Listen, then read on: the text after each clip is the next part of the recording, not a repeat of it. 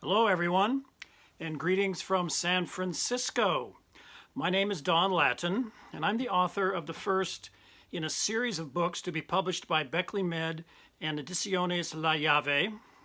The title of this Spanish language edition of my newest book is nueva medicina psychedélica, terapia, ciencia e espiritualidad.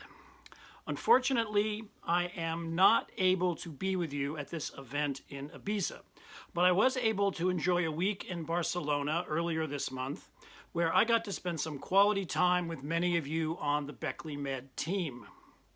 And what a team it is, starting with Dr. Jose Maria Fabregas, who was kind enough to open his wonderful home in Dos Rios to me and my wife Laura for the last 2 days we had in Spain. Thank you so much, Mia. We returned to San Francisco with fond memories of delicious meals and delightful conversations with Mia, Lena, Inaki, Karina, Deborah, and other members of this impressive team that you have assembled.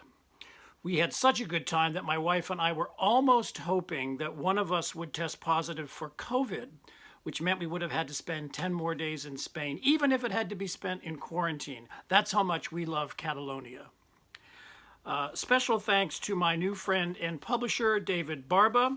We had a very fine turnout at our book launch on October 8th at Casa del Libre in Barcelona.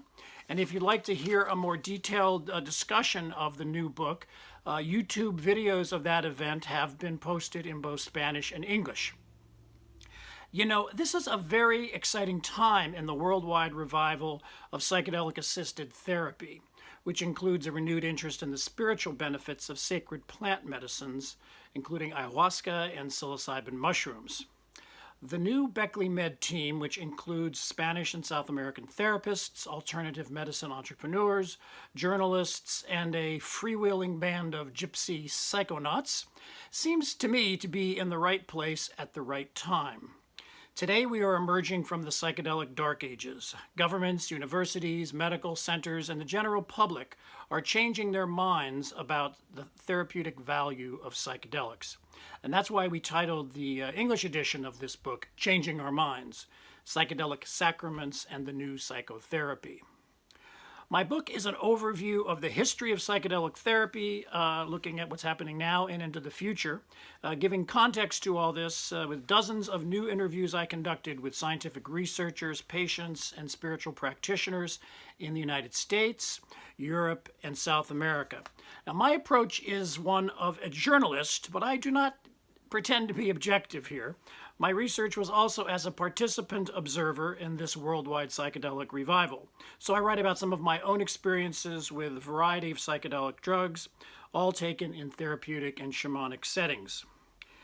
In the 4 years since I first published Changing Our Minds, huge investments have been made by entrepreneurs around the world, hoping to establish themselves in the emerging world of psychedelic-assisted therapy. And there's a spirited debate raging today among those who favor the controlled medicalization of psychedelics and those who want a broader legalization of psychedelics for other uses, including religious groups and recreational users.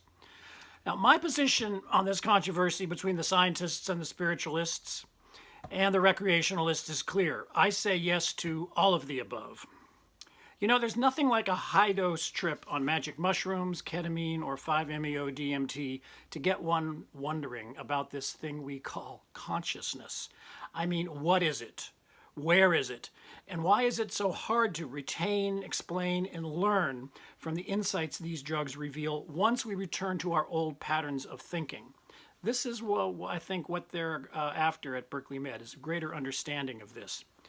When we transcend our skin-encapsulated egos and connect in new ways to a power greater than ourselves, what is that force that we perceive? Is it God, a delusion, or something in between? Is it our higher self, our true self, or is it all just a mental projection? Is this all going on inside our heads, or are we connecting to some cosmic reality? In my book, I interview research subjects in the ongoing clinical trials with MDMA, which is sponsored by MAPS in the United States and in Europe, and with psilocybin, clinical trials being conducted first by Hefter and Usona, and now continuing with the Compass Research Institutes. Now, some of the patients in these trials have profound mystical experiences, and others do not. The differences are driven in part by the different nature of the drugs being used and the mood disorder being treated. Compared to some of the other for-profit psychedelic startups happening right now, I think Beckley Med, what I like about Beckley Med is they seem to be stressing the need to bring together the shamanic and the scientific, acknowledging that these drugs both facilitate profound mystical experiences and hold promising medical potential. And I was also very happy to see that the Beckley Med team stresses the need for community building in this burgeoning psychedelic revival, noting that the most direct and effective way to restore psychological health and social health is to cultivate meaningful and conscious connections in natural environments. And to that I say, amen. And while I can't pretend to be an objective observer in this unfolding process, it seems to me that this shamanic scientific tribe that I've stumbled across is off to a very good start. So thank you so much for your kind attention, and I hope you all enjoy your stay in Ibiza. Wish I was there. Bye-bye.